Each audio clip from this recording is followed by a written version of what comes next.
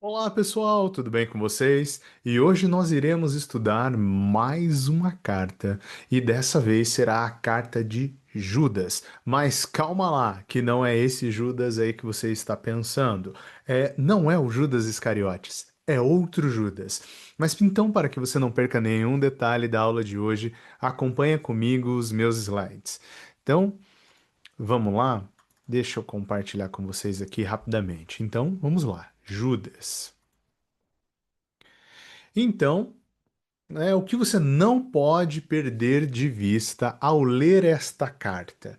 Qual é o conteúdo da carta? É uma carta pastoral de exortação, repleta de forte advertência contra alguns falsos mestres que se infiltraram no meio dos destinatários. Ou seja, mais uma vez aqui, um combate a falsos mestres. Quem é o autor da carta? Judas. Mas qual Judas? Este que modestamente se descreve como o irmão de Tiago. Mas espera aí, por que modestamente irmão de Tiago? Porque ele poderia ter se descrito como irmão de Jesus, né? Então veja, por isso que é modestamente. Mas não se considera um apóstolo, tá? Isso vai estar ali no versículo 17. Qual é a data? É desconhecida, mas provavelmente é no final do período, no final do primeiro século cristão, posteriormente a 70 depois de Cristo. Uma vez que a fé apostólica parece estar bem implementada, né? Pois muito bem, qual é o destinatário? Também é um pouco desconhecido. Imagina-se que se trata de uma única congregação de cristãos predominantemente judeus em alguma parte da Palestina, aos quais estavam bem familiarizados com o Antigo Testamento e a literatura apocalíptica judaica. A ameaça representada por alguns itinerantes que transformaram a graça em libertinagem e que se infiltraram na igreja, tá?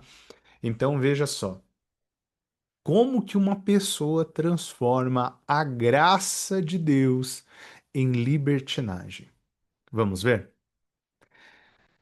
Bom, essa carta vai dar ênfase a o juízo certo sobre os que vivem negligentemente e ensinam outros a fazê-lo, a importância da vida em santidade, o amor divino pelos fiéis e a preservação destes por Deus. Então, aqui, como é uma carta curta, a gente vai provavelmente poder ver ela aqui praticamente na íntegra, né? Então, vamos lá. No capítulo um pecado e destino dos ímpios. Judas, servo de Jesus Cristo, irmão de Tiago, aos que foram chamados, amados por Deus, Pai, e guardados por Jesus Cristo. Misericórdia, paz e amor lhes sejam multiplicados. Amados, embora estivesse muito ansioso para lhes escrever acerca da salvação que compartilhamos, senti que era necessário escrever-lhes, insistindo que batalhassem pela fé, uma vez por todas confiadas aos santos. Pois certos homens, cuja condenação já estava sentenciada há muito tempo, infiltraram-se dissimuladamente no meio de vocês. Estes são ímpios e transformam a graça de nosso Deus em libertinagem e negam a Cristo, cujo nosso único soberano e Senhor. Embora vocês já tenham conhecimento de tudo isso, quero lembrar-lhes que o Senhor libertou um povo do Egito, mas posteriormente destruiu os que não creem. Então veja, vocês foram libertos, mas atenção, o mesmo Deus que libertou pode levá-los a uma condenação, né? Então, o que acontece? Aqui ele está dizendo: fiquem atentos, porque as escolhas de vocês têm impacto, né? Agora veja só o que vem no versículo seguinte e como aumenta o peso disso. E aos anjos que não conservaram suas posições de autoridade, mas abandonaram sua morada. Ele os tem guardado em trevas, presos com correntes eternas para o juízo do grande dia. De modo semelhante a este, Sodoma e Gomorra e as cidades em redor se entregaram à imoralidade e às relações antinaturais. Estando sob castigo do fogo eterno, elas servem de exemplo. Da mesma forma, estes sonhadores contaminam seus próprios corpos, rejeitando as autoridades e difamando as seres celestiais. Veja como a coisa aqui ela vai para um outro prisma, né? Aqui, quais são as grandes questões? Nem mesmo os anjos têm essa liberdade para fazer o que quiser, sem sofrer consequência alguma. Então, veja, essa questão da imoralidade, essa questão de negar a Deus, de ceder, a sucumbir a desejos, ninguém, absolutamente ninguém, está livre para fazer esse tipo de coisa e não sofrer consequências. Você é livre para fazer o que você quiser, mas as consequências estarão ali, né? Atente-se a isso. O pecado leva à morte. A santidade, a obediência, a salvação. Contudo, nem mesmo o arcanjo Miguel, quando estava disputando com o diabo acerca do corpo de Moisés, ousou fazer acusação injuriosa contra ele, mas disse: O Senhor o repreenda. Então, aqui o que ele está dizendo, nem mesmo o arcanjo Miguel, ou seja, em toda a sua autoridade, ousou apontar o dedo para o inimigo, mas ele disse: O Senhor o repreenda. Quem somos nós para colocar o dedo na ferida do irmão?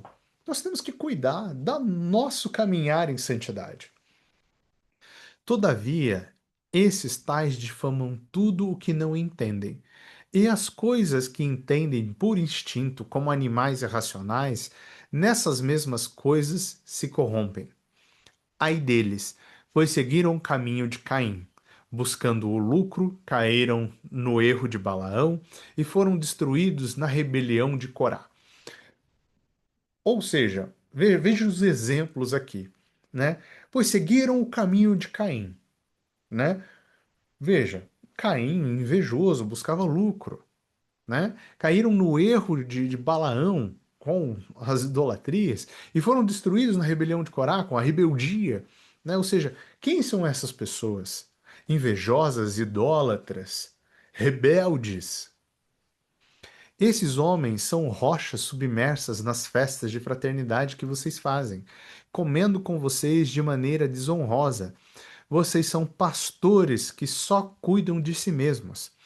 São nuvens sem água, impelidas pelo vento, árvores de outono sem frutos, duas vezes mortas arrancadas pela raiz.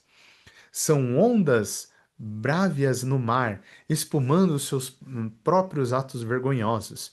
Estrelas errantes, para as quais estão reservadas para sempre as mais densas trevas. Enoque, o sétimo a partir de Adão, profetizou acerca deles.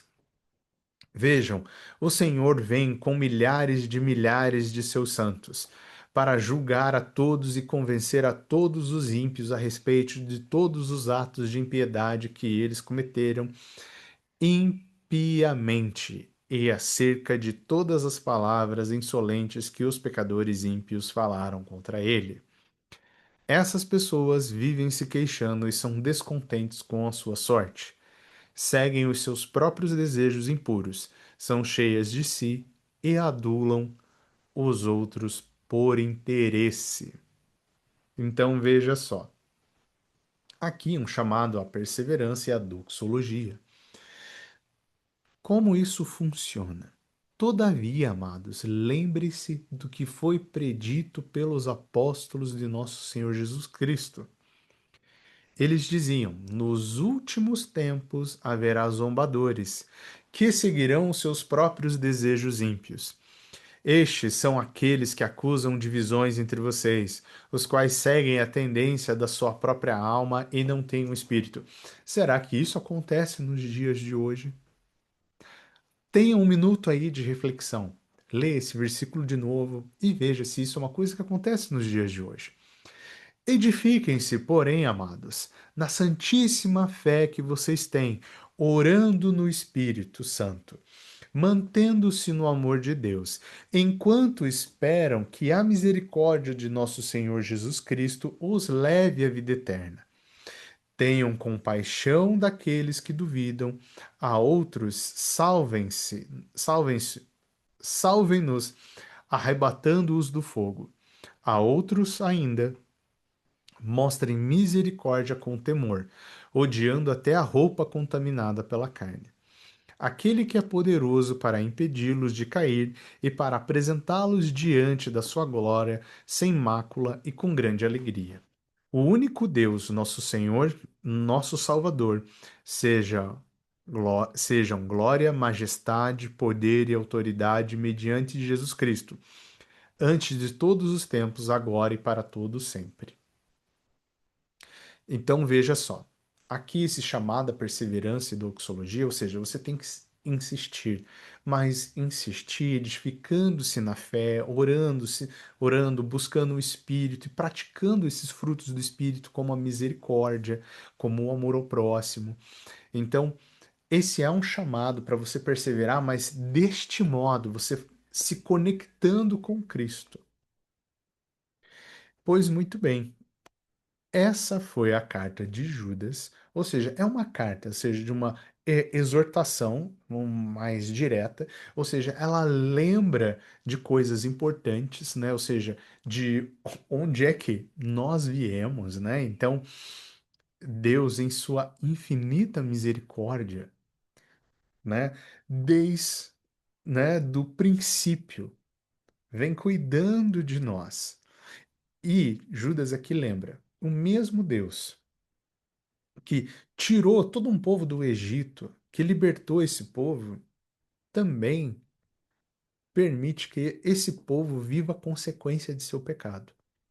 Então, todo aquele que peca precisa arrepender-se e esforçar-se constantemente para andar em santidade e não continuar pecando, pois ninguém, absolutamente ninguém, está livre disso.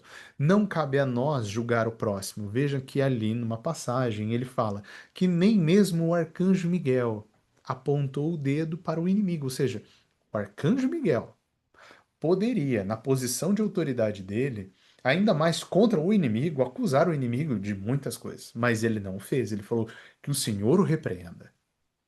Então, aqui nós temos que ter a essa atenção, não sucumbir aos desejos da carne.